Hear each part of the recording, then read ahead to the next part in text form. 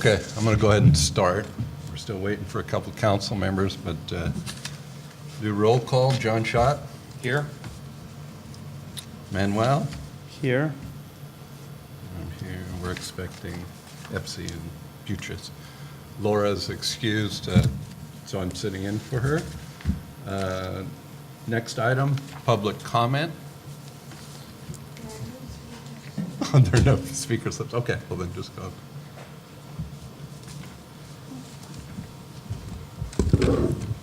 I just wanted to comment on the base situation because it parallels to some extent the screw-ups that have occurred in Stanford Weekend Acres. And I think it's just disgusting what's been going on. People have been complaining virtually every day. The complaints aren't even being logged. In other areas of the county, the sheriff are citing people for zoning ordinance violations, primarily, I think, in the richer cities that have contracts with the sheriff. But Base, to my knowledge, has not been cited a single time. The whole construction business at Base is just a parody of what should be happening. And anybody who wants to know how things should be done should go and look at the Base file in Redwood City. What exists in the planning department is just a disorganized shambles. And the photographs supplied to David Bray of what exists there shows to anyone with half a brain what the problem is. Thank you. Thank you. Anybody else? Any other public comment? Not related to the agenda? Okay. So we have a quorum? We do, yeah. So we'll move on to approval of minutes. We have a number of minutes here listed on the agenda. Has everybody reviewed those minutes? Yes. I have. Okay. All right. So Somebody like to? I will motion that we approve the minutes for March 28th, for April 13th, for May 20, I'm sorry, I'll start. Minutes for the meeting of March 28th, 2013. Minutes for the study session of April 18, 2013. The minutes for council meeting of May 23rd. And the minutes for the study session of June 21st. No? Do I have a I'll second that motion. Okay, John second. All in favor? Aye. Okay. Let's move on. Supervisor's report. Irving? Good evening, Council. Unfortunately, the supervisor could not be here tonight, so I'll be reporting on behalf of the supervisor. A couple of announcements that the supervisor would like to make is, first of all, Supervisor Slocum has actually been attending the supervisorial district boundary lines. It's an opportunity to get some input from the community, also in terms of how the boundaries are going to be redrawn. And there have actually been an ongoing community meetings throughout San Mateo County. Most recently, this past Tuesday, there was actually a meeting in East Palo Alto where a number of community members gave their input to the committee members. There's going to be one more meeting, and there's going to be a couple more 5 meeting series later on. So the next meeting is actually going to be on July 11th at 8:30 p.m. and it's going to be held at the Millbrae Community Center, 477 Lincoln Circle in Millbrae.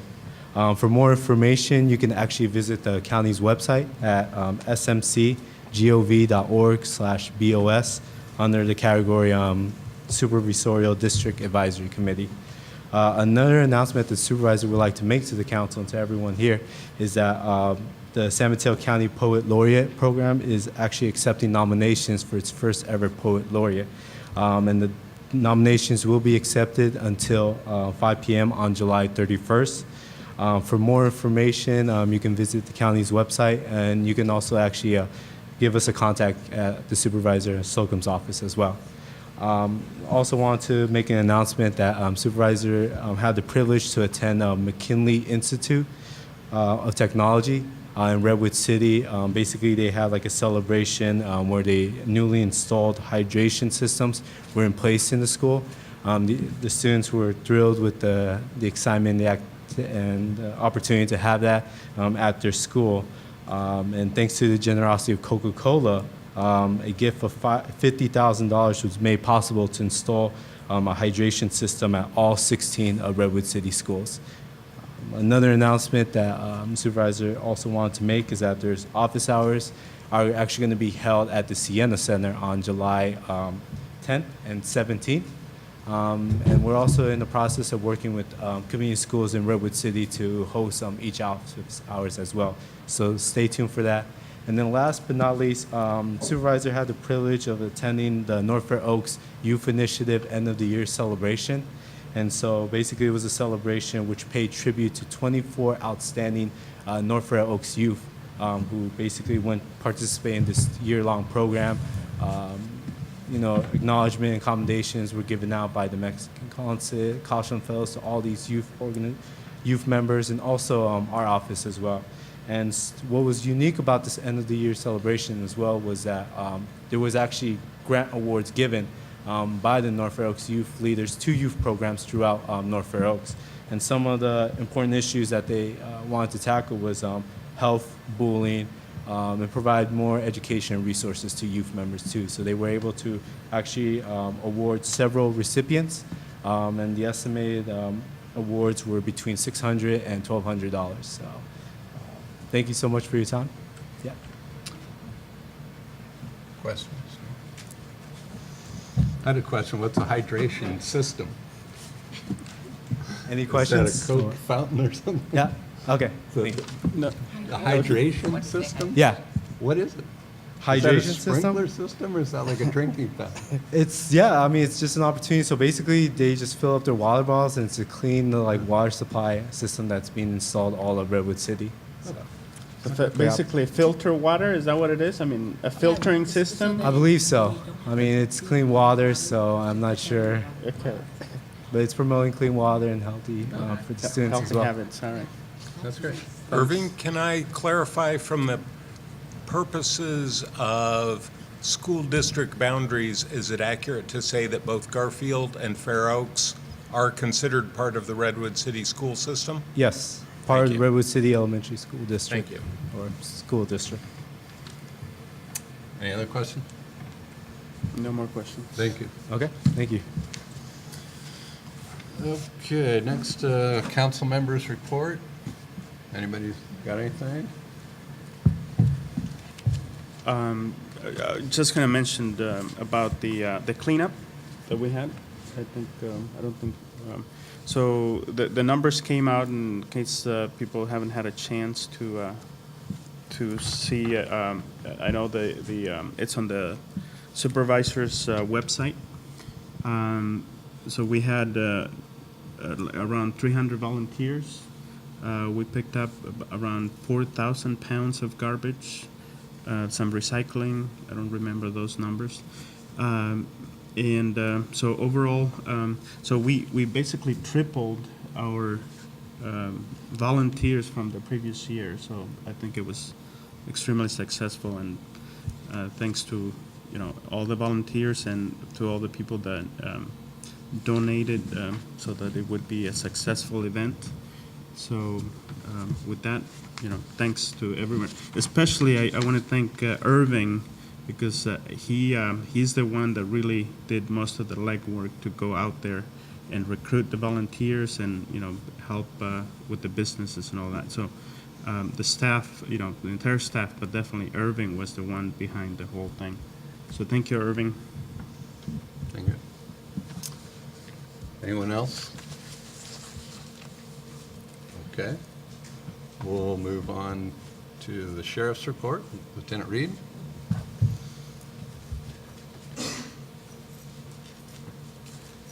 Good evening, council members. I have some information from the sheriff's office here. We'll just kind of go through some statistics. There was some questions, I believe, from the council regarding massage parlors on El Camino and on Fifth Avenue. In the past 60 days, there's been 5 suspensions of licenses, 3 5-day suspensions, 2 15-day suspensions. Each of those also carried a $1,500 fine. The majority of those violations, they're business code violations. Failure of the massage techs to wear their name tag, or failure to have their business license posted inside the business, that kind of thing. So those are the suspensions. There was also one revocation of a permit, along with a $3,000 fine. However, the revocation is in the appeals process, so until the appeal is done, the business has the right to continue on with its to conduct business. Last week, the sheriff's office arrested 2 juveniles for burglary down east of the tracks, south of Fifth Avenue. It was a really good case.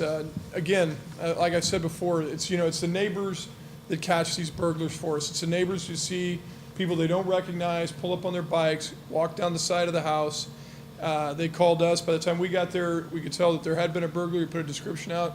Redwood City Police Department officer was in the area, saw the 2 kids, was able to stop them. We identified them. It was a good case. Searched one, probation search on one of the juveniles at his house, found some stolen property from other burglaries. Other cities are looking at it. Good case. But again, it's the neighbors that are going to catch these. We don't know who lives on the street as we drive by. Kid sitting on his bike, we don't know, but it's the neighbors giving us a call. And then those really super cool Costco video recording systems that people are putting up on their house. We got some great video of that case. It was a big win for us.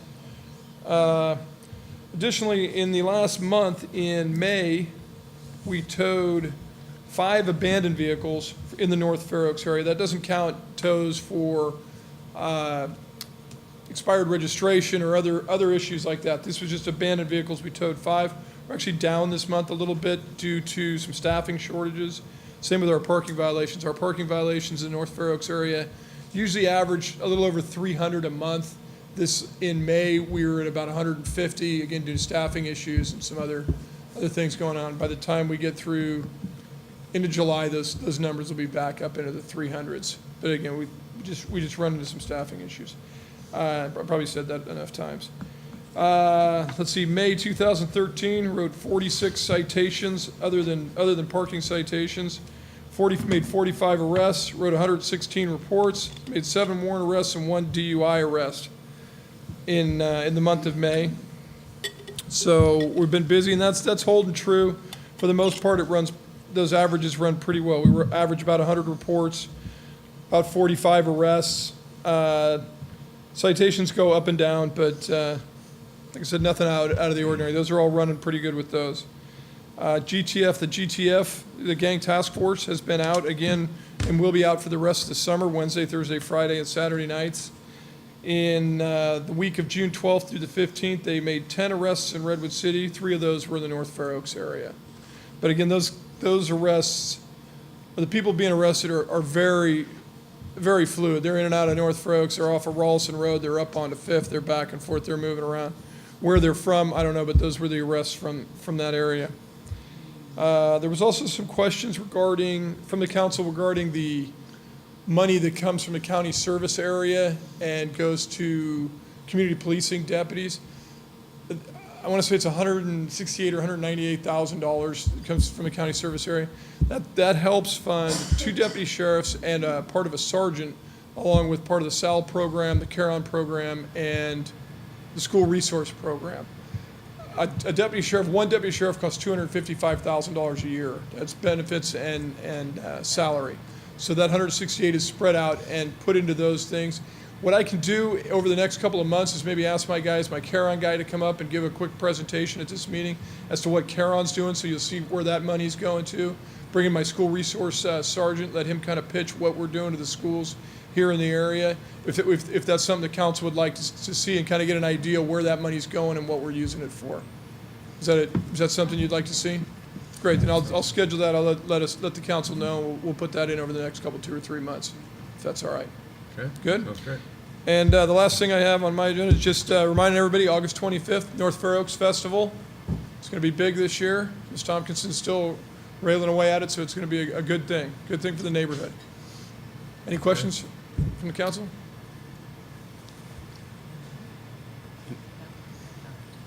Questions? I think we're good. Yes, ma'am. There was an interesting I'm sorry, there's air conditioning on. There was an interesting article in the times about license plate readers, and I wondered if you had any information about how that was deployed in How, I think the question is, how are license plate readers deployed in the North Fair Oaks area? The sheriff's office has, through the Vehicle Theft Task Force, and maybe Cat Masters actually might be a better guy. Do you know, sir, how many we have at VTTF? How many LPRs we have at VTTF? I'm sorry, sir, I didn't mean to put you on the spot. I just, you guys are the geniuses on those things. I know we have them, we're deploying them. As to how often they're in North Fair Oaks and how often they're not, I don't have that answer, ma'am. I know for sure we have two. One's mounted on like a plumbing truck or something like that. It looks pretty cool. It's a good way of doing it. And they can move around pretty free and easy that way. Yes, sir. With the fireworks going off, I'm sorry, furious- fireworks? with fireworks going off furiously for the last, week and a half already in North Fair Oaks. Yes, sir. I mean, are you deploying any additional officers in that area to try to catch these guys that are keeping us awake all night and causing our dogs to have hemorrhages? No, we're not deploying any additional people, sir. My guys are responding. We're getting probably, I was talking to the county dispatcher, our call volume is up, I don't know, probably 50% above what it normally is. And we're getting to them, we're getting guys, we've got a few guys with some fireworks, but they set one off and they're gone. And they set another one off and they're gone, that kind of thing. We're not having a great deal of luck, and to answer your question, no, we're not deploying any additional. Well, I mean, they're there. It's just, last time, I don't bother even calling them anymore because last time I called, they're like, the sheriff came by, he's like, well, did you physically see who lit the fuse? I'm like, no, I know they came out of this house and went back into that house. Did I physically see who lit the fuse? No. I'm like, no, we can't do anything, go away. It's like they even go talk to the people. It's, I'll give you one of my cards and you can see that information, I'll try to work on that. but they've been, like I said, they've been going on for over a week already. Right. And obviously, the fourth is still a week away, so we Yes, sir. can expect to be harassed for a while longer. Yeah, I'll give you my card. Let me finish this up, I'll give you my card. Sir?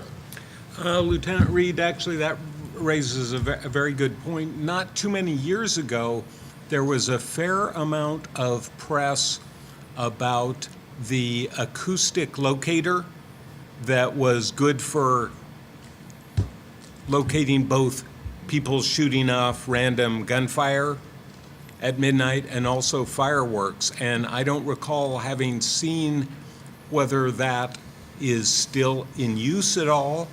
My impression was that even if it wasn't either terribly useful or terribly effective, having an article about how its listening had an effect in terms of the number of random gunshots and everything that you would hear. And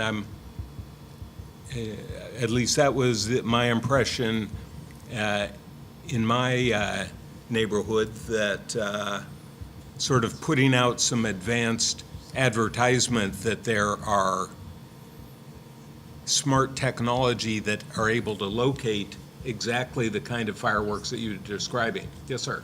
When I contacted the sheriff's department and asked them about that, they said that the devices can tell the difference between fireworks and gunshots, and they don't even bother with fireworks. Okay.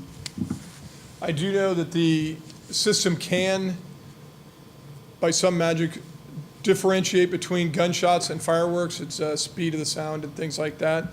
And that we will not dispatch a call off of the gunshot locator for a fireworks call. Okay. I know we do not do that, is the best answer I have for you. Okay. But what I also did is I made a note to myself to talk to our PIO about maybe doing an article on the gunshot locator and saying, oh, it also can identify fireworks noises.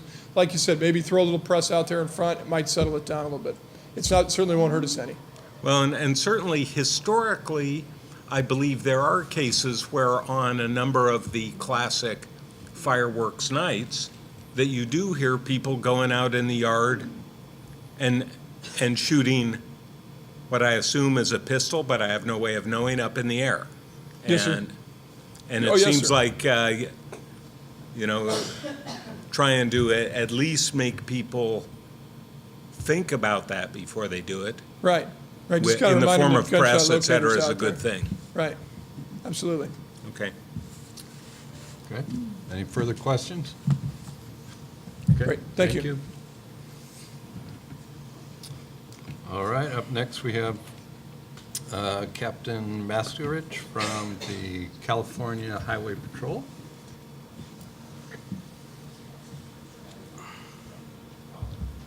Good evening, council and members of the North Fair Oaks community.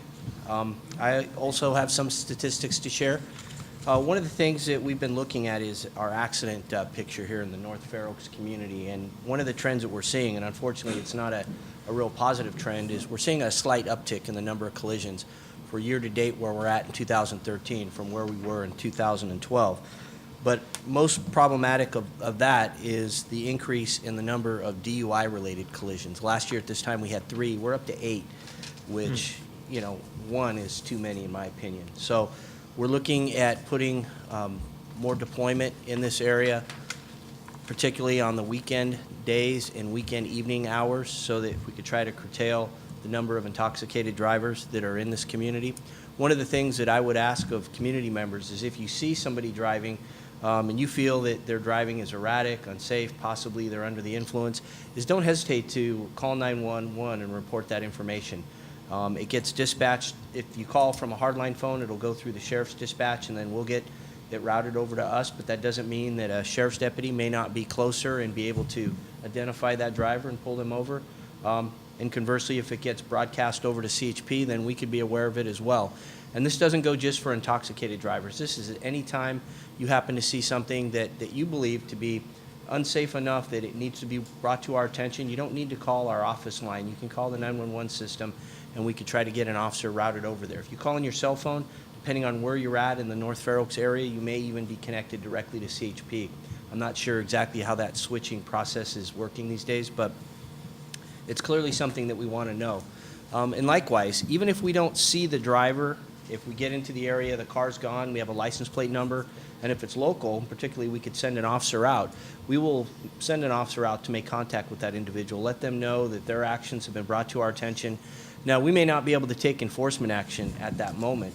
However, there have been instances where we do get dispatched to a residence and we see something else that we can take action on. So it's not always for naught that those efforts pass by us. We want to make sure that we're responsive to your needs, to this community, and it's another tool and resource that you have available and that we want to be able to act on. As Lieutenant Reed talked about, license plate readers are an effective tool. Our Vehicle Theft Task Force does have those available. They actually have them mounted on their undercover vehicles, so as they're driving throughout the county, there's literally thousands of license plates that are getting processed through the system. We do not have those on our patrol cars at this time. Some areas of the state do, but unfortunately Redwood City does not have any license plate readers on our patrol cars. But I do know for a fact that they are deployed throughout the North Fair Oaks community. I can't tell you a specific time frame or schedule on when they're out there, but our folks that are on the Auto Theft Task Force are very diligent and very hardworking, and that vehicle theft in this county, I know for a fact that the arrest statistics have increased immensely from where they were at several years ago with the new leadership and the new emphasis within the Vehicle Theft Task Force. So we're very grateful for that. Also, the Highway Patrol, as well as the Sheriff's Department, has been part of a countywide collaboration. It's called the STEP program.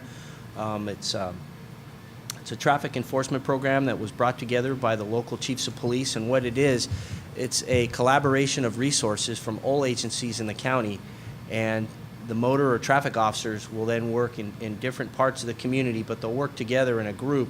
So you may see 25 motorcycle officers come rolling into the North Fair Oaks community, consisting of Millbrae, CHP, South City, Sheriff's Department, I mean, all throughout the county, and that program rotates throughout the county to all different areas. It was in North Fair Oaks here recently. It's scheduled to be in Woodside, I think, in the next week or two, in Portola Valley. And it's really an effective tool, and it also offers not only the enforcement aspect, but it's the public awareness and the community outreach portion, because it does get quite a bit of publicity, and to let people know that there is an emphasis on traffic safety here within San Mateo community is an important message that we need to get out. And lastly, I would just like to add, with the warmer weather now upon us, again, just please be diligent about designating a driver if you're going to be over at a barbecue, family event. something. If you're going to be drinking and driving, it's certainly nothing we want to encourage. And if you're, if you're going to be partaking to any great extent, please designate a driver. And that goes as well if you're, driving, distracted driving, use of cell phones, other devices are all extremely dangerous. And again, we would just ask your cooperation and your awareness in that regard as well. I'll certainly now entertain any questions that the council or the community members might have. All right. Thank you. Captain Mascaridge, can I ask one? You mentioned that stolen vehicle arrests were up recently. Do you know, say countywide or however you count, how are auto thefts doing? Is that also on the rise, or is that fairly flat? Auto thefts, unfortunately, are on the rise slightly. San Mateo County, by and large, has not seen the increase in auto theft arrests as some of the neighboring counties, particularly Alameda County and San Francisco County.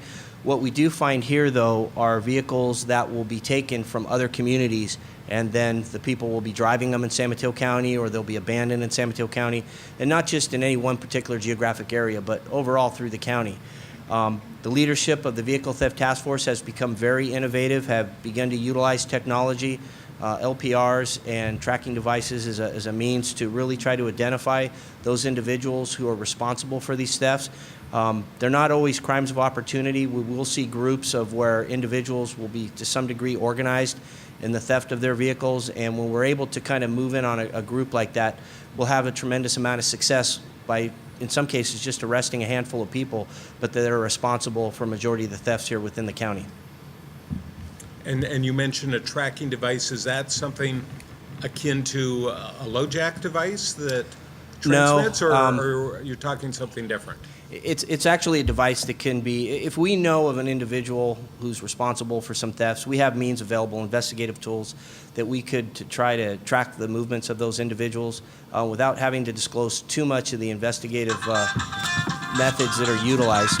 And also in the event we do have a stolen vehicle, we may not necessarily have the resources to sit on that vehicle for a significant length of time, but we have methods that we can employ so that we can track those vehicles without necessarily having to have eyes on them, and to be able to make an arrest of a body behind a vehicle rather than just scooping up a vehicle. And in some cases, it's been a very useful tool in identifying, as I said, not only specific individuals, but groups of individuals that are working in concert for vehicle theft activity. Thank you. I have one. Of the DUIs, were there repeat offenders or one time? Do you have that stat? Unfortunately, I don't have that information as to the kind of the profiles of the offenders themselves. There's another question back here. With the car theft, do you see a pattern? Are they going like after a particular type of car? Are they stealing the parts of the cars, or are they just going for the contents of the cars? What's inside the car? Do you know? It varies, but oftentimes, particularly with the older Saturns and the Camrys, because they're easier, their ignition systems, their locking systems in the vehicle are easier to circumvent than, say, a newer model vehicle. Particularly for the individuals, they're not really skilled in vehicle theft. They'll come upon a vehicle that they might be able to start with a screwdriver or a pair of scissors or a shaved key versus the more elaborate systems that involve coded keys and those types of things. So it really depends on the individual. I can't speak that, we have, what groups stealing a certain type of vehicle. Oftentimes, we even see, particularly in the cooler months, people that'll start their cars up in the morning to try to let the engines run and then go back in the house. And, they're surprised when they come out and the cars aren't there, the warm-up thefts.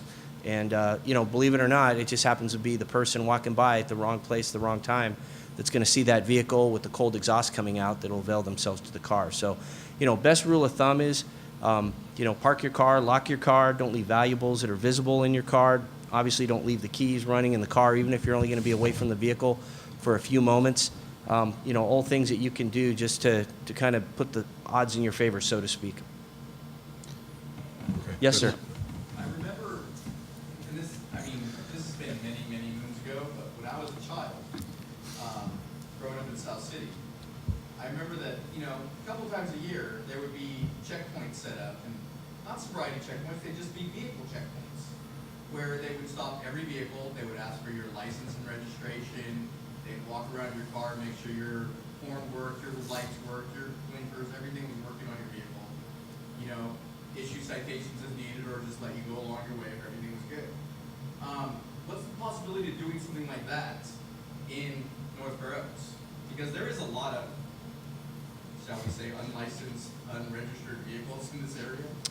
Well, from what I know is you know, we're actively involved in DUI checkpoints. We're not involved in doing checkpoints to check a person's license status. Now, I understand that would be a significant concern to the community. We would likely probably see some pushback, believe it or not, if we were to try to do that, stopping people for, you know, just pulling them into a checkpoint, asking for license registration and not under the auspices of working in a DUI, you know, fashion.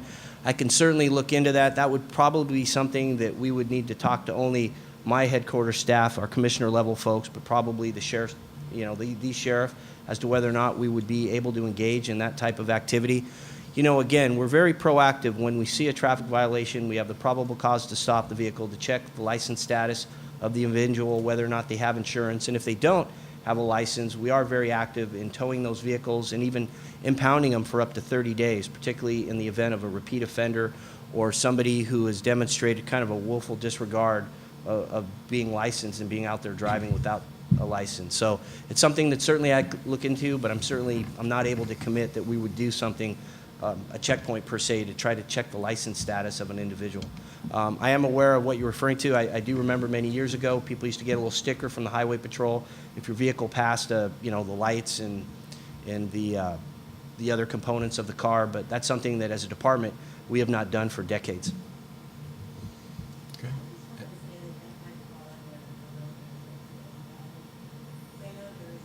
long as you stop every vehicle, how do you prove that?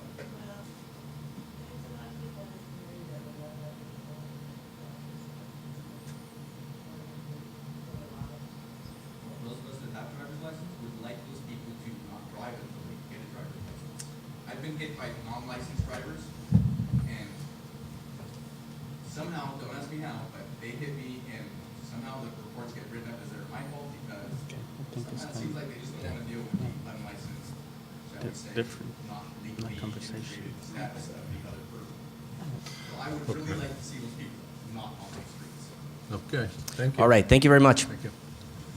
All right, next we have a regular agenda item. Will Gibson from Planning and Building is here to do a presentation on North Fair Oaks Plan Measure A, opportunities. Correct. Yes. Good evening, council members. I'm here to present a list of the projects that the County Planning and Building Department intends to request Measure A funding for.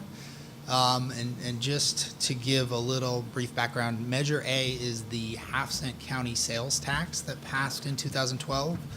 It extends for 10 years, and that money has started to come in, and departments are making requests under Measure A to fund items, making requests to the Board of Supervisors to have that money added to the budget to fund specific projects. As you know, the council members are mostly pretty intimately involved in implementation of the North Fair Oaks Plan.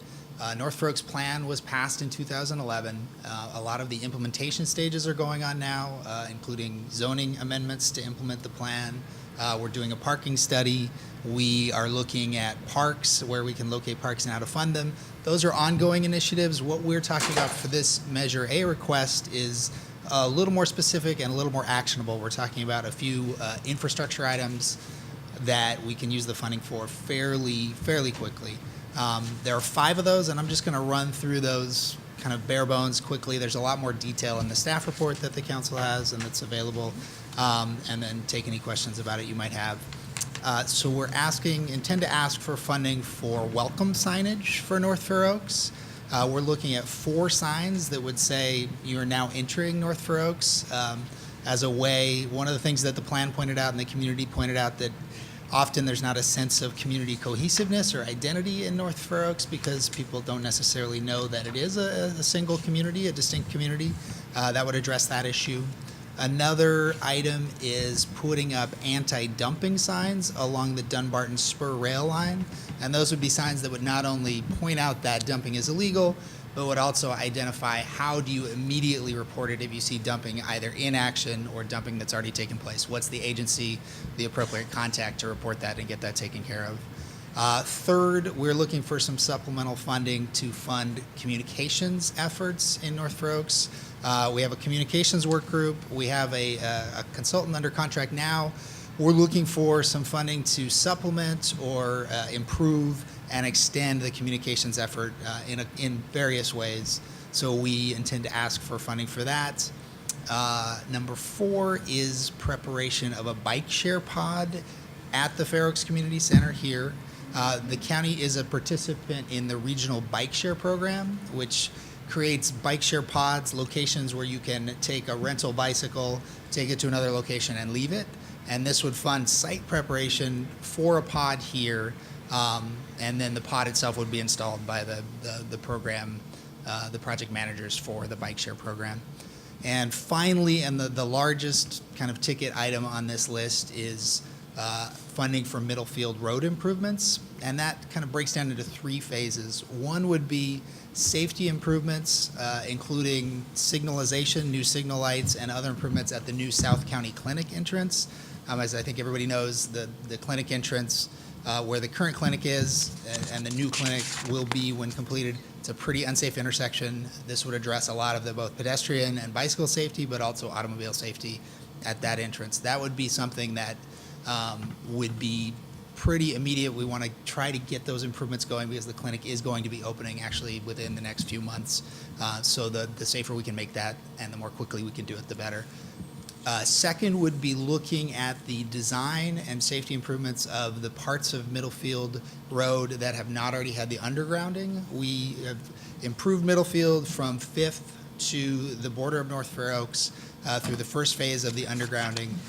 The other 2 phases have not been completed, so this would be funding for analysis, for public outreach, to design the improvements for Middlefield, and then the final phase would be actually implementing whatever improvements were designed for Middlefield.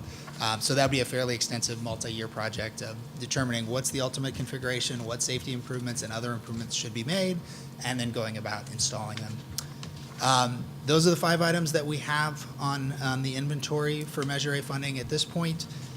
We are scheduled to go to the Board of Supervisors with this request on July 9th. At that point, if the board approved that request, the county manager would come back with the items in the 2-year budget, and then they would go forward from that point.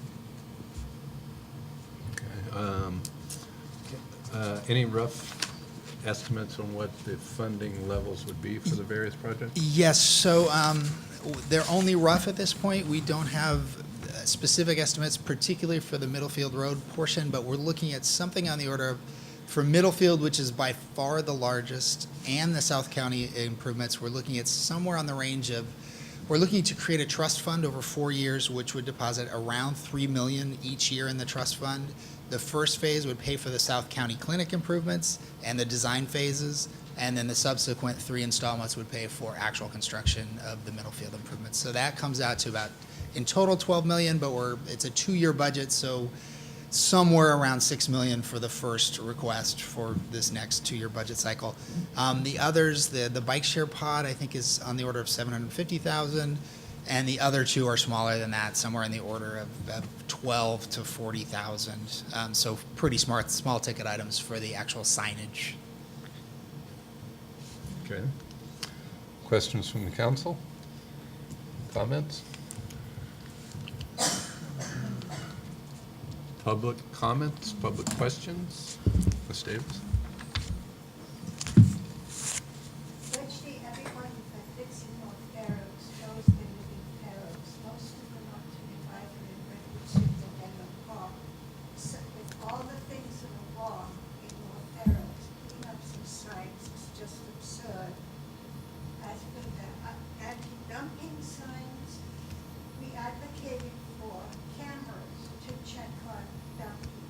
Those were sent to East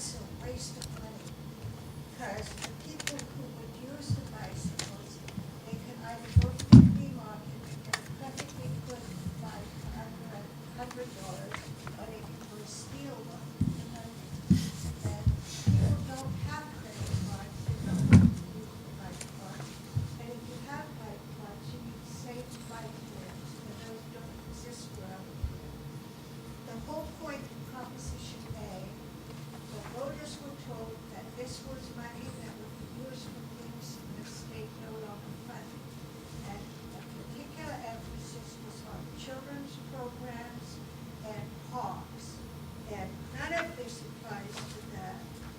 For the traffic lights, you have other means of getting the money. For the Middlefield Road redesign, apparently that's reinventing the wheel because it's been done before.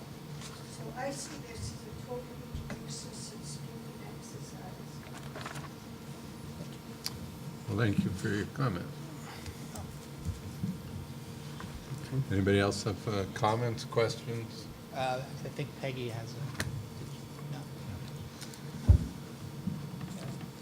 What, he wants to, this gentleman. You have a question, Mr. sir? Davis, yeah. Mr. Davis? Yes. We just wanted to clarify that this is the North Fair Oaks related portion of the Measure A funding. There are many, many, many Measure A requests from the county. For the first phase, $3.5 million for parks. And 5 million for early learning, 300,000 for summer reading, library capital needs, 2 million, medical services, 500,000, homeless shelter, 700, parks department, et cetera. There are quite a few others. We're focusing specifically on the North Oaks related and plan related ones in this explanation here. Okay.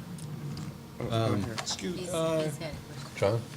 yes, can you explain how Measure A funds are allocated to a certain area like North Fair Oaks? Can you give me the dollar number of what is quote-unquote North Fair Oaks' share? I'll say what I believe, and then Peggy can clarify. I don't believe there's any geographic breakdown of Measure A. Measure A is collected countywide, and then the Board of Supervisors disperses it based on the requests made in the budget cycle. But Peggy, if you...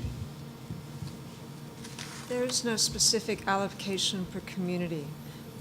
What the board did was back in January, they held a series of public hearings, and at those hearings, people came and presented suggestions as to how Measure A might be allocated or what projects that it might be used on.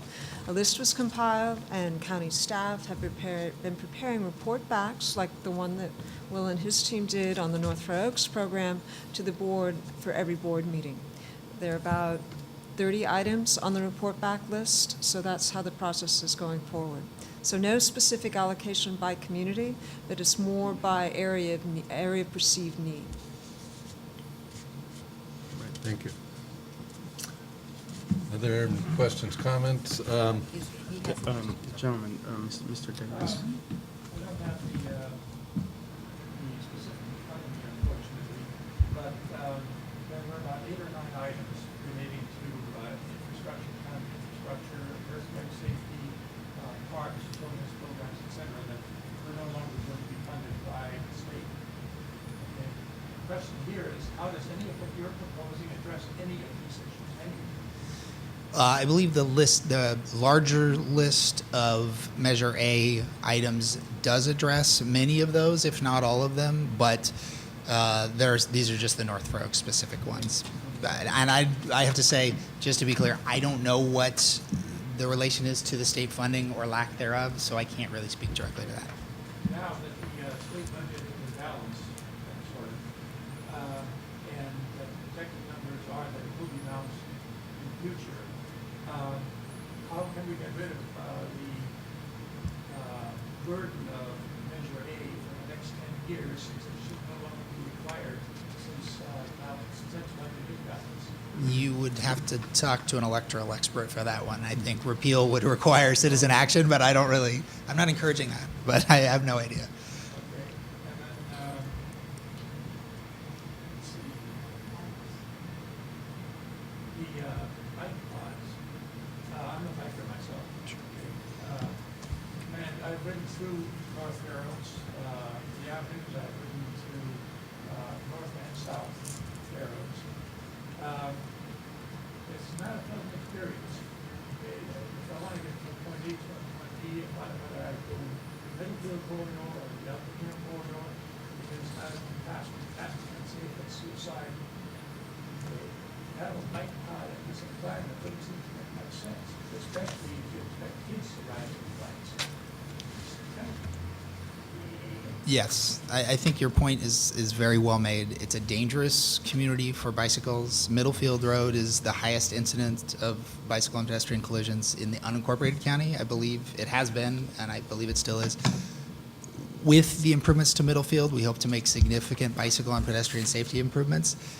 And we also hope to make other alternate bike lanes through North Fair Oaks as part of a more comprehensive network. That's a longer goal. We will be upgrading Middlefield Road, and bicycle and pedestrian safety improvements will be part of that. What form they'll take, how extensive they'll be, will be part of when we look at how we go about that. But certainly those are interrelated. Yeah, even He's had more than 2 roads are minutes. not part of the main core, such as in the areas where Barton, Marlboro, et cetera, that area that's located. There are a fair amount of vehicles that speed through those areas, and I've seen some near collisions at the intersections. I've seen bikes almost get hit. I've almost been hit. So, you know, I think maybe that needs to be more study, a bit more thought, and maybe abandonment. Okay, thank you. Gentleman in the back, do you have a comment? Yeah, you know, not to put too fine a point on it, I do believe that many of these things really need to be looked at a little more. I mean, they've got the zoning commission looking at rezoning areas of Middlefield, which would change what improvements you're probably thinking of greatly. So I think that, you know, putting forward money for improvements now when that area is slated for possible rezoning would be premature, because you don't know what, you know, impact that's gonna have on it if you're designing for it now. As far as the signage, I mean, I agree. We live in North Fair Oaks, but most of us claim either Redwood City or Menlo Park. Do we really need to spend money on signs? I really don't think so. The signs for anti-dumping, yeah, that's probably not a bad thing. I mean, not that they're gonna help at all, but maybe it'll make somebody think twice before they dump. I mean, let's face it, people dump in the middle of the night or whatever. I mean, you don't see them when they dump. I've never seen anybody dump there. I live on Stanford. I mean, I'm half a block from where they dump, and I've never seen them dump there, yet they dump there all the time. So, but putting up the signs couldn't hurt. As far as the bike share pod, I mean, come on, I own a bike shop. You know, bikes is what we're all about, but I don't believe this is the community that would really make good use of that. It's a lower income community that people don't have the money for, like they said, they don't have the credit card to be using to take out the bikes, and I really feel that those bikes would be more susceptible to theft than anything else. So just things to think about while you're putting your plan together. Okay, thank you. One last point. Is there any possibility of getting some cameras? Because that seems to be the best deterrent. You, see, I forgot who mentioned Costco cameras. I mean, they don't cost all that much. You can put systems into place. You can also put out a lot of dummy cameras so people can't tell which is which. That would be a deterrent also. Yeah, it's a thought that I personally actually had not encountered that idea before, and I apparently it's come up quite a bit. Obviously, we'll look at that. Okay. All right, I appreciate everyone's comment, and we'll certainly consider these ideas. You have something? I just wanted to clarify, because at the study session, there was talk about the bike share and being funded by a grant. So, I'm just confused because you haven't brought that up here, but, so I realize that everybody wants a piece of this legislative pie, and I'm not quite clear on deadlines about, you know, this money's coming, everybody wants a piece of it, so everybody's asking for a piece of it now. But it was my understanding that the bike journey was going to be funded for 2 years with the grant. And if it failed, then if we agree to this now, it was successful, then good. We've gotten the money when everybody was reaching for money we got ours, if it was successful. But if it failed, could the money that we got a hold of now for this go to something else? Yes, and let me just clarify, because I'm not sure if I correctly noted the amount. I think it was $7,500 for the bike share pod. I may have misstated that earlier. That is correct. So we would be asking for money just to prepare the site. The funding for the actual pod and the bicycles is coming from a grant. The bike share pod that would be at the Fair Oaks Community Center would be in phase 2 of the rollout of this program. Yes, if it was not successful, if we found before that point that the system was not working, people were not using the bicycles, that money could go back into the budget and be used for other things. So we want to have that available for preparation to put the pod in, because the grant doesn't actually prepare the ground. So that amount of money would just be preparation. Was it $7,570? Yeah, correct. So you are correct. Okay. So I wanted to mention that some of us on the council have been on the council since the mid-'90s. And here I have the community plan that was developed in 1979. And there's been a number of, Vision was, they had Vision Project a few years ago. And it's sad that some of these goals are still the same in all of these reports of what, the community needs. And although, not all these projects directly address those, I think it's it's a big improvement from what we've seen in the past. Any comments, John, in that regards? Well, I certainly agree, Dale, that there are a number of issues that have been long outstanding issues in North Fair Oaks. I'm somewhat troubled that it appears to me that we are largely being asked to sign a comparatively blank check for what would appear to be a comparatively random rather than focused set of projects. And I'm troubled by that. I would feel better if there were A, more focus, and B, if I had confidence that we were spending important taxpayer funds in a wise manner that would really benefit the entire community. I think absolutely that North Fair Oaks should get and benefit from its appropriate share of Measure A funds, but I'd sure like to see a better, more concrete list than I'm looking at here. Okay. Other council members? Yeah, I'll speak to it a little bit. Well, I don't think that anybody would deny that the county, over the few decades, has basically abandoned this area on improvements on the streets, all kinds, sewer, many, the list is pretty long as to the things that need to be upgraded around this area. And I guess we can start to discuss, and I think this is, the beginning of where we start to decide what should be done first. They're coming out with the list that they think it's, probably a pretty good list to start with. I would agree with some of those things, and maybe with some not so much. I'm one of those who thinks that the middle field, in order to improve biking around downtown, going up and down Middlefield, is something that needs to we need to start working on right away. Now, I think that if we fix Middlefield, as you go down Middlefield, you can see all the rundown buildings. I mean, just about every building down as you go down Middlefield in the North Fair Oaks area, it's a building that could be upgraded significantly, if not completely demolished, and something new needs to be put on it. So in order for us to attract the investment, we need to start fixing the infrastructure first. And so where do we start? We start with the street.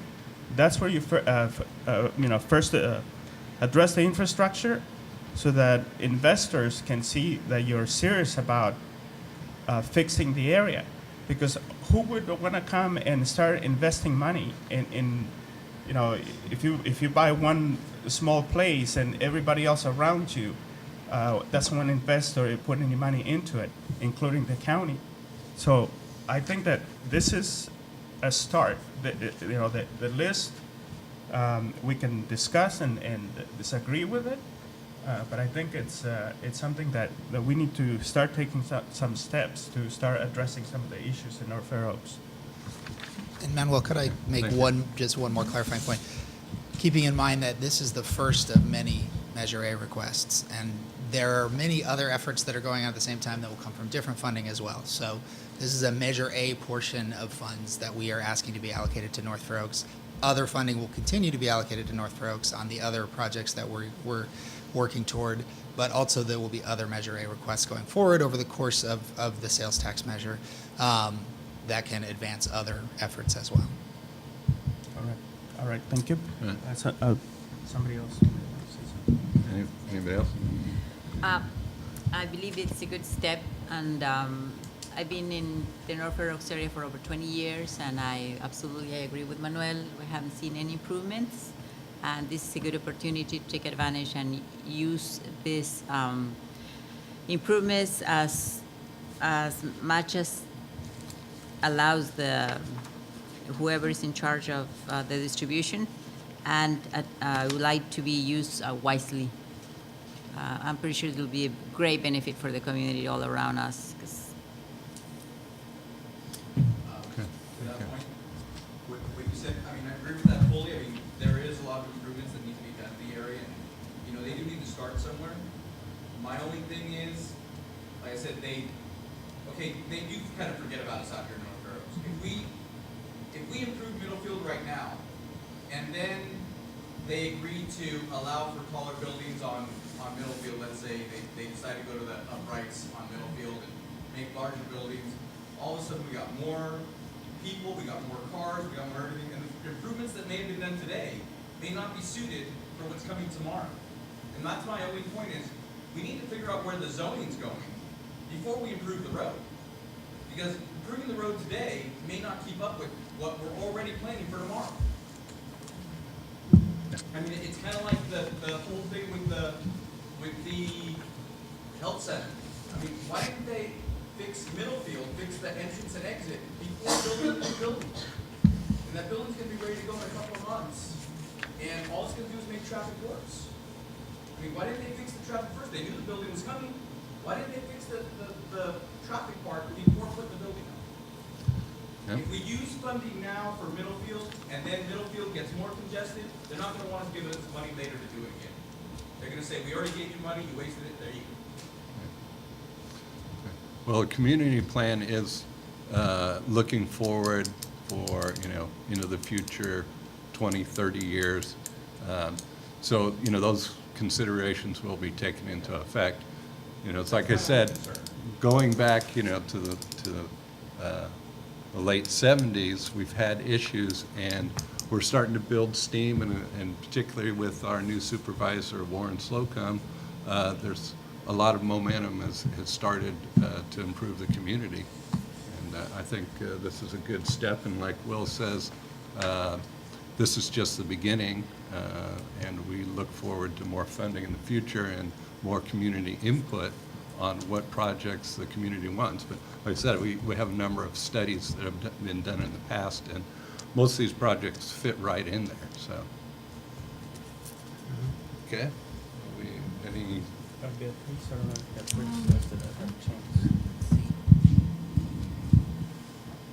I agree that Middlefield should take priority. The safety signals, the clinic is here, and that's a situation that needs immediate attention. Signage, the dumping signage, I think it's okay. I'd much rather that there be something there, and at least we have a basis for consequences by saying we have something there that states this, and it's an infraction because of the dumping. When there's nothing there, then it, you know, they can, whoever it is, can come back and say, well, I don't see anything, there's no signs, so I know it's wrong, but, you know, like for whatever excuse. So I think it's okay. But I do feel that the priority in this list is Middlefield. Okay, thank you. So- Janet, you have a comment? I have a comment about Middlefield. I agree that that is something that really needs fixing. But one of the things that needs fixing along there is code enforcement. I and several others have complained about a building on the corner of Third and Middlefield. It's piled to the sky with dumps and all kinds of furniture, crap, and nothing's been done to clean that up. And I've complained, I think, for about the last 6 months, and I know a couple of other people have complained. I know that Irving Swenson put along with Marcy on signage along there to get those violations cleaned up. But the first thing is to get some code enforcement along there. Yeah, thank you. I noticed they had a sale there last weekend, I think it was. So that's I think you're only allowed to have 2 garage sales. I'm not sure if they're licensed for selling things there. But yeah, I agree that really needs to be cleaned No, up. he comes out every weekend. Every weekend? Well, that either needs to be So what properly, Yeah, had the if proper I- permit. Yeah, if I may say something about that, I agree that code enforcement has to go to the top of the list. I am hopeful now, having Warren, I would say, on our side and putting so much of his time on Middlefield, that some of these things is only a matter of time before we start getting some of these things under control.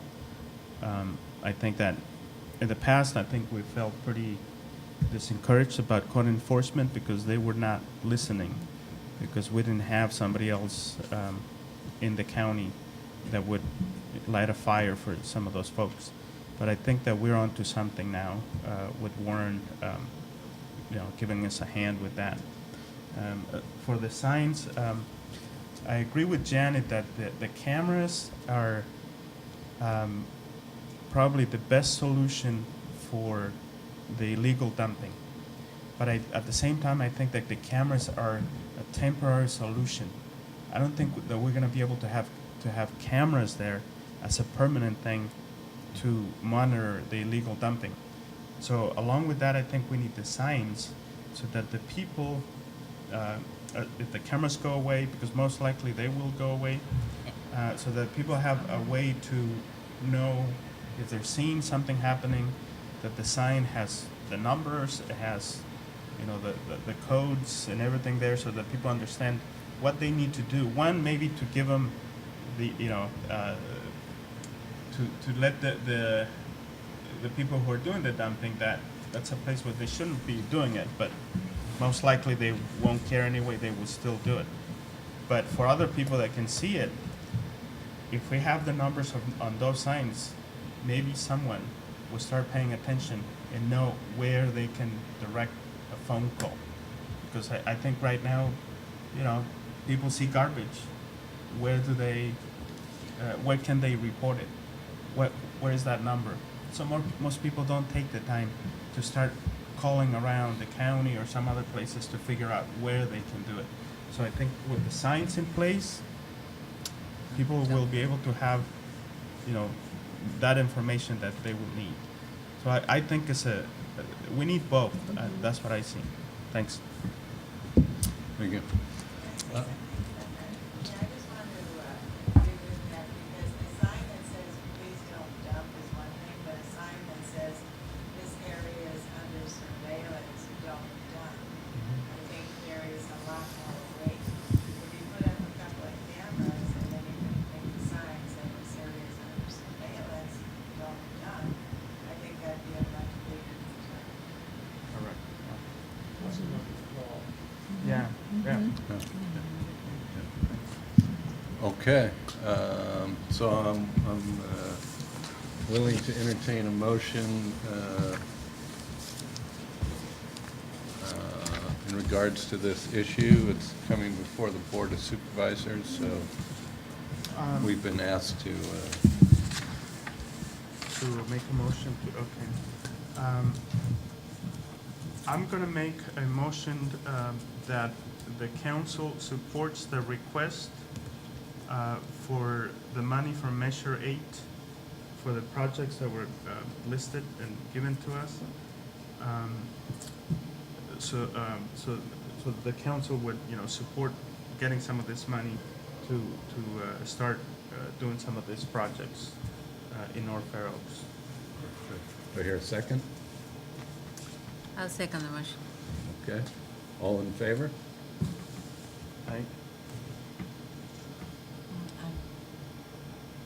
Okay, so we have 3 and 1 abstain. Or you wanna vote nay? No, yeah. Yeah, okay. 3 yes and 1 no. Okay. Thank you, Will. So we'll move on to our next item here. Find it. We have Summer from Planning and Building on an update on the sports house. Hi, Thank good you. evening. So the indoor sports facility located at 3151 Edison Way, Edison and Fifth Avenue. I think many of you were actually on the council when this was going through the planning process. So you may remember it was approved by the Board of Supervisors in December of 2011, and it's since, for the most part, been constructed. They obtained their building final for the conversion of the warehouse in November of 2012, and one of the conditions of approval from their use permit was that within 6 months of a building inspection final, that we go forward with an administrative review. So that's what we're here for today. Part of the administrative review process was that we would send a referral back to the North Fair Oaks Council to accept comments from the council, since it's been in operation now for about 6 months. Currently, they're working on finishing up their cafe, which was an associated use to the sports complex. The building permit for that was issued in February of 2013, and they're finishing that up. That's close to being completed as well. The staff report that you've all received includes basically just a rundown of the conditions of approval and staff's assessment so far. Again, part of this administrative review process is to obtain your comments as well, to take into consideration for the continued processing of the administrative review. We've also sent referrals out to other applicable reviewing agencies, including the Environmental Health Department, Fire Department, Building Department, and Public Works Department, that were all part of the initial planning review process as well, and have received response back from those agencies that they raised no further comments or issues or concerns. So with that, I'm here to take any comments, questions that you may have regarding this facility. Is there anybody here present that lives in the neighborhood? Yes, would you like to comment?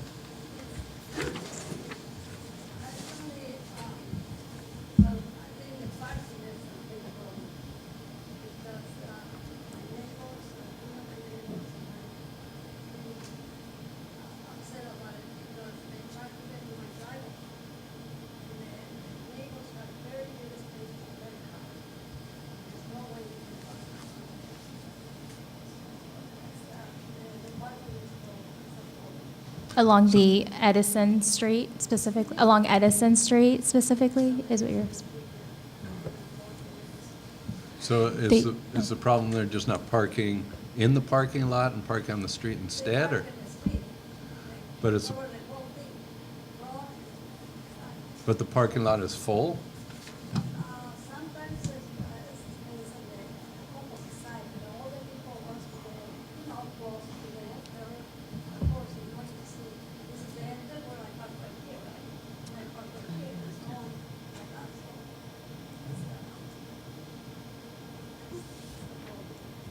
so. Okay, thank you. Comments, other comments, council members? Yeah.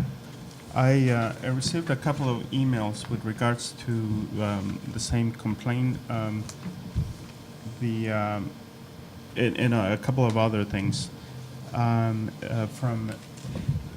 Mr. and Mrs. Gonzalez, Ever Gonzalez. They're complaining also that they couldn't be here. That's the first thing I should say, that because they work at night. So that's the reason they couldn't be here. So, but they did send me the complaint, and it's basically that when they come home at the end of the day, more often than not, they cannot find any parking in front of their house. And I actually, I've been keeping track of what I see as far as the parking situation around there. The pattern, as Ms. Morales is making note, is that the customers of the sports facility tend to have a habit of filling the first parking area, which is closest to the entrance. Then parking, if that's filled up, then basically park outside and cover most of the parking on the street. When there's still parking in the back, in the far, at the end of, behind the building. And if anybody cares to see, I did take some pictures of the situation. So the parking, and I'm not sure that they don't have enough parking. I think they have enough parking. But I think at this point, it's more a matter of talking to the customers to enforce that they absolutely fill up the parking available within the facility first, before they start parking outside. And like I said, I have some pictures right now, if you want to see, that when I took these pictures, I walked the first parking, walked outside, and then walked to the back, and sure enough, the back was pretty much empty. So I think it's more a matter of, again, enforcing how, asking. And the applicants, I would say that the applicants are here, so they are listening to these comments, and I think that's something that I don't know that the parking lot is ever, maxed out and completely full where there's overflow. It sounds like it may be more of a convenience type issue, and so I think it's something that we can definitely work with the applicants and try to convey to their facility users that, parking needs to be done within the facility, not out in the streets as much as possible. Can we ask them directly? I mean, some of those questions? Sure.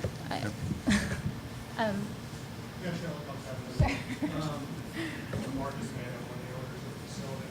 Regarding parking, I've seen that issue myself a few times. I've talked to a couple of them regarding it.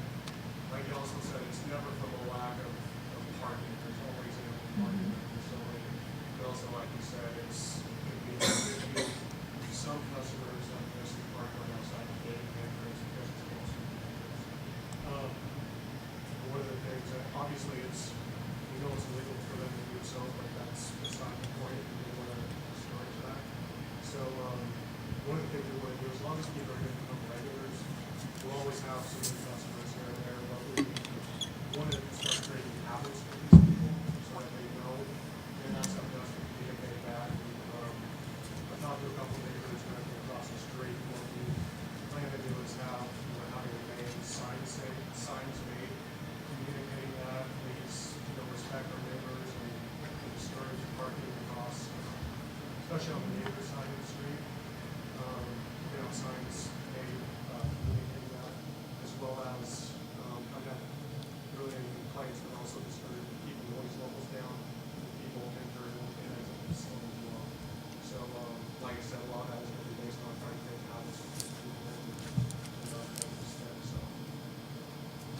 Okay. Number 11 on the conditions mentions a community point of contact. Do we have one? Is it posted somewhere? It's the, Most conditions that a manager is always on duty, so there's a point of contact with someone, mainly that's at the facility, so they can call the facility up if there's any issue whatsoever. We also make sure, at least, especially more at nighttime, that we have an employee, preferably management, that walks the parking lot, just to make sure everything's okay.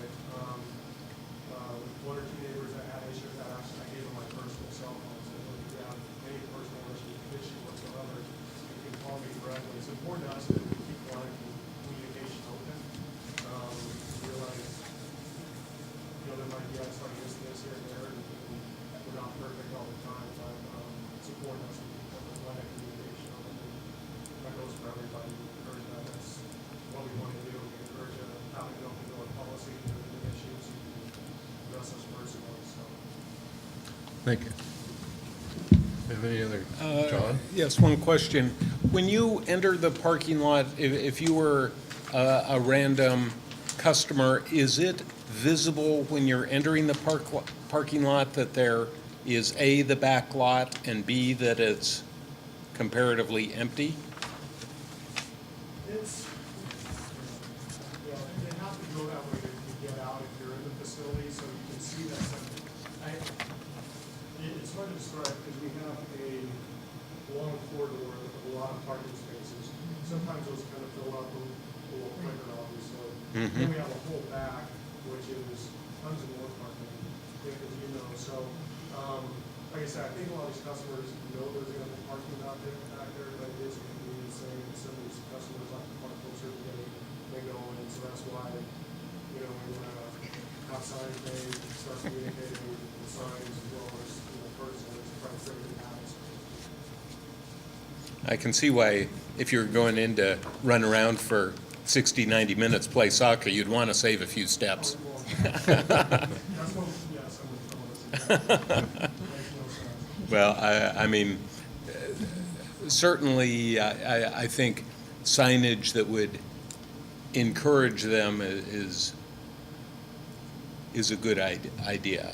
And the fact that anybody that drives through there once should see ample parking. You'd like to think the light bulb would go on and say, well, I could park there next time. So it also, one of the conditions is video surveillance of the parking lot. Perhaps that could be used as a tool, the manager watching that, seeing somebody get out of their car. I'm not sure it can see the street, but they can see somebody walking. Be careful with privacy, to be honest with you, Oh. with the street, because just like our lights, we don't want to be over in the street when our building. Same goes with the surveillance. We have some limited visibility. Yeah, okay. All right, any other questions, comments? There's a couple of other issues still. The other issue that was brought up was the noise, in particularly at the end, at closing time, that people have come out, often come out yelling, whistling, and it's a constant thing that is happening. So if you guys could also address that, so that when people finish up at the end of the day, I mean, that people come out, just quiet. One more big issue with me, they were supposed to do landscaping to prevent the lights from glaring into the neighbors. And I think maybe we got to switch here, a switch and bait, as they say, because I think that what they have now, I don't think would be considered that they met the requirements of the landscaping, because the plants that they put there at this moment, they're very little, very tiny. All right. And I don't think we're going to wait 10 years to fill, for those plants to grow so that they fill and become what they were supposed to be. So I think that's something that we need to go back and readdress the landscaping. All right. So that's condition number 7, and according Yes. to the status report, that condition is still pending. So we'd certainly like to see that in compliance, certainly by the end of the review period. Right, Next- they did do, oh, I'm sorry. Still Go ahead. planning. Oh, I'm just, yes, that is pending, as, that was identified as pending since obviously it isn't up to the height limit that, it needs to be. They did do the landscape planting that was checked, prior to the building final for the conversion back in 2012, when they did that conversion. They did do that, the planting along both Fifth and Edison. They did plantings. And as you probably all see when you if you drive by there, you know, it is what it's at today. So it's something that potentially, if there's any recommendations or anything that you guys may have. Otherwise, we can go back, staff can go back and take a look and see if there's any additional plants that might grow faster or something to help alleviate the concern of the lights along those right-of-ways. Okay. So the council is asked to accept the status report confirming that they're in compliance with the use permit conditions of approval. Right, I don't. I'd entertain a motion stating that with, clarifying the conditions that we see are still need improvement at this point. Maybe Manuel, please, a motion. Yeah. And before I make my motion, I also want to point out that it's not all negative. I walked the facility inside, and I think it's actually, coming together nicely. Well, I think it's done, but I think it's working out for the community. For even I've had one of my daughters already in one of the camps there. So it's something that, that can work for the community. It's just a matter of fine tuning so that we can be better neighbors.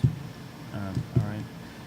So with that, then I am going to motion. How did you put it? So that they're asking To accept the status of the report and confirm that they're in compliance with the use permit conditions. So I think you want to, state that the conditions that we're concerned about. Yeah. So I'm going to motion that that we approve the status of the report with the exceptions that we just talked about here, which is the parking issues on the street on Edison, the noise at the end of the day, and also the landscaping that needs to be addressed. Second that? I would second that motion. Okay, all in favor? Aye. Aye. And just so it's clear, thank you for the comments. Just so it's clear, the administrative review process, so we'll take these comments back and work with the applicant on them. It's a staff level processing from here on out, though. But we would be coming back, part of the conditions, the original conditions of approval were that there would be another administrative review, I believe, in 2 years. I think so. Actually, I have a question on that because I think this one would be the 6 months. This is a 6 month, This right? is the 6 months, and Yeah. then there would be a year And then after that, there'll be 2 years, I believe, right? I'm sorry, yes. Yeah, The dates right. were a little thrown off Right. because of the timing of construction, but yes. So in a year, and it would be a similar process. We'd come back to you for comments at that time as the operation, gets further established as well, so. Do you happen to know if the liquor license is going to be issued or not? It's I don't know. pending, but- We're not, the planning department isn't necessarily involved in the issuance of the liquor license through the alcohol beverage control. However, I do know that they do have an application in and it is in process. I don't know what the exact status of it is. I believe they're looking to get that soon, but I'm not sure what the exact status is of it. But there is an application in for that, and it's on-site beer and wine consumption. So- Perhaps county council can speak to you, have any information on their liquor license? No. All right, thank you, Summer. And I want to encourage the community to use the avenues that were described in the conditions of contacting the facility with any concerns. Certainly, you can come to the council at any time and report your concerns to us as well. Okay, thank you. Thank you.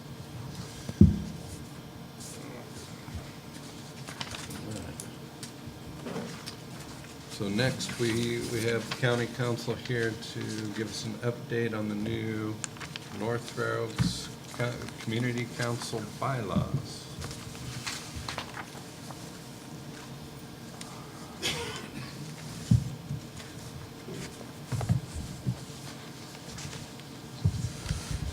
Good evening. I don't know that I have so much as an update. I think you should have what was delivered back in April, and I'm happy to answer any questions or talk about changes you might want to make.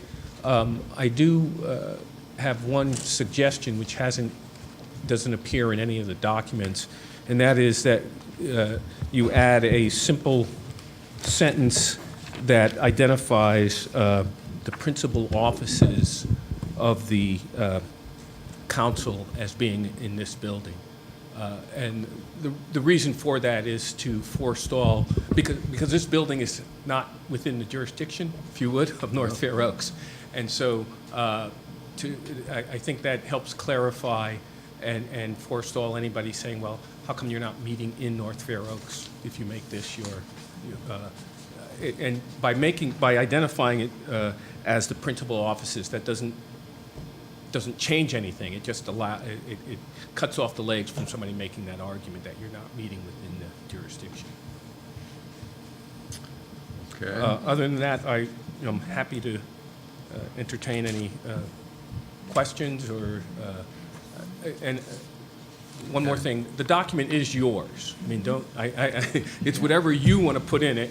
If I see something that says, gee, this is counter to, or shouldn't be like this, I'll point it out to you, but the document is yours. Whatever you want it to say is what it should say. Okay, I do have a question on page 5 under miscellaneous, section 1. It says, no later than blank, the community council shall develop an annual work plan in accordance with section blah, blah, blah, blah, blah. Yeah, originally I had the last community council meeting and somebody made a comment they wanted a different date. So it's whatever date you want to set. We can set that date, okay. Okay, so as far as the council's concerned, what's the period, once we approve it, it's a 30-day, or we have to wait 30 days from once we, what's the technicality? I'm sorry, in terms of the bylaws, you mean? Yeah, in terms of the bylaws, what's the technicality? I think the process, the best process would be if there's changes or fill in the blank, whatever you direct between Irving and I to do or to revise, we would make those corrections, send it to you, and put it on the website that this was would be what you would consider at the next meeting. As it is, it's a 15-day notice period. The exact period is 15 days, but it doesn't hurt to make it a 20 or 25 days in advance, so that when you come to the meeting, everyone, the council members as well as the public, knows what it is you're considering. Okay. All right. Irving, do you have any comments regarding the bylaws? Just for any questions or changes to send that time. Okay, but you think this is a good version? It's up to the council. Well, I'm asking your opinion. I mean, we got any inputs from there? I mean, some of the items we basically told my input was just received from the council. Okay. I would suggest two things. Number one, that you do let us know what date you want on that page 5. I mean, you can do it tonight or let us know it's at some other time. And it would help matters if you, or assist us if, as part of your direction was to indeed include a sentence that said the principal office is the community center.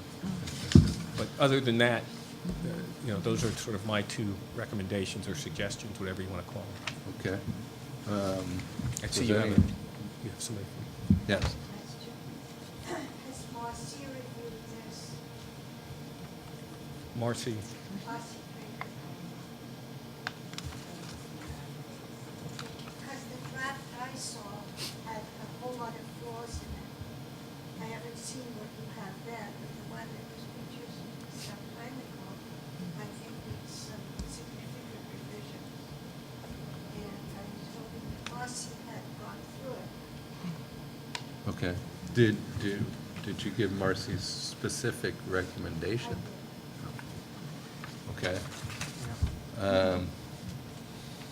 Any So comments? we should probably just comment. I mean, I know I read it, and for the most part, I'd say, I did see like the date was still missing there, but I knew that's something that we'll probably talk about and figure out what that day would be.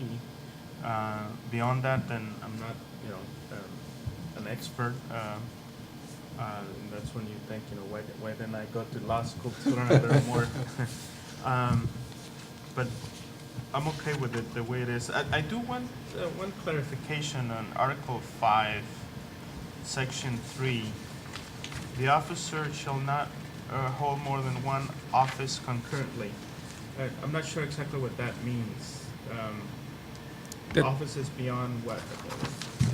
The officers are a chairperson, vice chairperson, and a secretary. So the same person can't be a chairperson, a vice chairperson, and a secretary at the same time. Got it. Okay, it's not like you can't be on some other board? No, or something? no, Okay. just officers of All this, right, of this all body. right. Okay.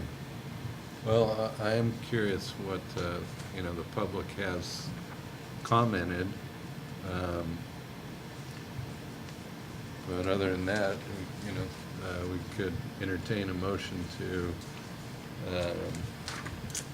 have the revisions made and review at the next Correct. council meeting. The council meeting, okay. So should we come up with a date now, that date? Yeah, I was going to ask you, I don't specifically remember the complaint about the date. I mean, are we looking no later than January 1st of each year, the community? The background on that is that in the county's standard instructions to boards and commissions, there's a requirement each year to put forward a plan. Of each board and commission needs to put forward its plan for each year. And what I had, and I can't remember if it's something I had inserted or was in the existing set of bylaws, I had the annual work plan, as I said, I think before the last meeting of the year, but that doesn't really make much sense. You might want to say, by the end of February of each year, or I think you have your elections in February, maybe you want it by March. But it's it's something that if you may want to discuss and think about. And They used to be February. Yeah. Well, I think it just got pushed back about a little bit. I mean, is it but stated actually- in here, John? What the- Yes, it's, I forget, it does state that there is an election the second meeting of the year. Let me see if I can find, Second regular meeting of each calendar year.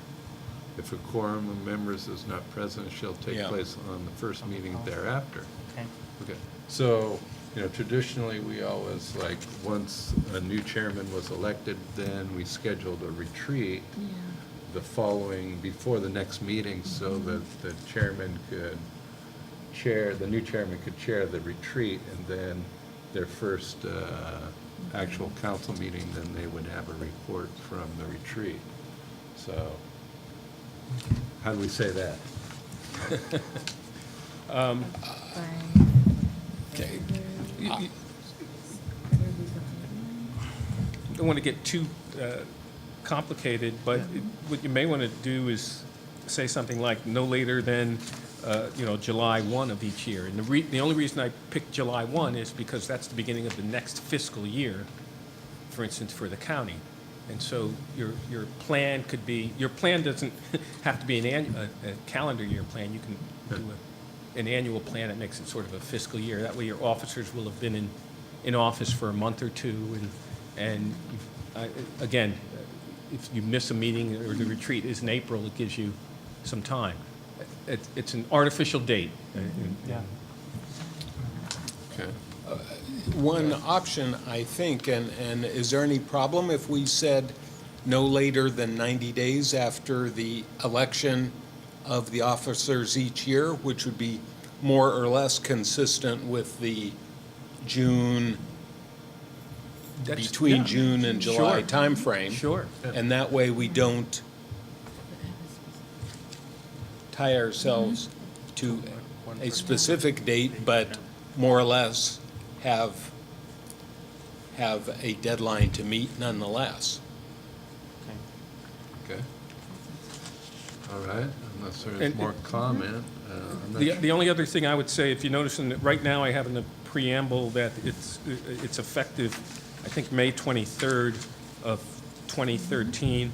I would probably make it July 1st in what comes out, the next think that iteration. sounds- And Yeah. that way, Sounds that's good what to would me. be circulated and people could comment on. And, you're always free to make non-substantial changes to the document, even though it's been circulated at the next meeting. Yeah. As long as you don't make substantial changes, you can vote on that version.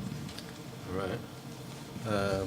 I'm not sure we need to make a motion. I think county council has Yeah, I- recorded those changes. Have a sense of what you're Suggestions. looking for. Yeah. Sure. And just, I know you're about to end, but these iPads sometimes are great, but you had a question about a hydration station early on and what it looks like, and so, of course, I Googled it. And it basically, it looks like almost like a refrigerator door, where you put the bottle in and the water comes down, filtered water comes in, and evidently what they've done is put them in the 16 schools, I think, in the Redwood City School District, or Okay, that's so I the can plan. go with that. Yeah. Nice. And So, I don't want to put you on the spot or anything, but, years ago, we had worked with ABC to get them, because there is this, confusion when certain applications come in for liquor licenses that it says Redwood City, and it goes to the city of Redwood City, they go, this isn't ours, and they put it through the shredder, or it goes to Menlo Park, and they do the same. So we worked with ABC, and there is a procedure for them to go through when there's a alcohol license application, and We have nothing to do with, we've never, I don't know that an ABC application has ever come through our office at all. There's no reason for it. well, there's certain language in there, I can, read from my book here, but that says that, we have a undue concentration of alcohol outlets in North Fair Oaks and have for quite some time. That's part of the goal of the council is to reduce those numbers back to what is considered, for per capita a reasonable amount. And then, I'm sorry. So there's some language about, whether it serves public need, and we certainly don't need anymore. So I'm just wondering, because, years ago, the procedure kind of fell apart, and we had some difficulties, so Irving perhaps can look into that and report back to the council what the current procedure is, because there was a procedure put in place through county council for alcohol. Not aware of that. license. Okay. This Thank you. is street. Yep. Anything else? So You're looking at a hydration station?